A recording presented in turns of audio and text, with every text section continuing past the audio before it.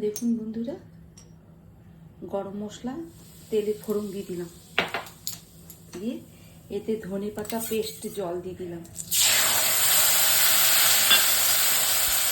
এরপরে এই লাউগুলোকে ভেজে রেখেছি হালকা করে, এগুলো দিয়ে দিচ্ছি।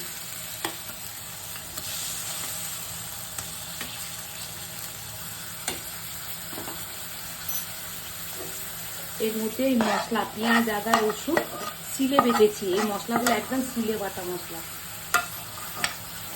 এটা দিয়ে দিলাম। আজ হাঁসের ডিম দিয়ে লাউ দিয়ে ডালনা বানাবো।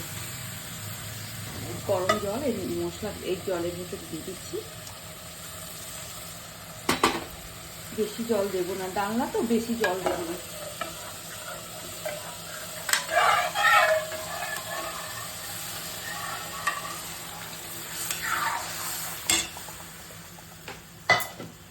দেখুন ফুটছে।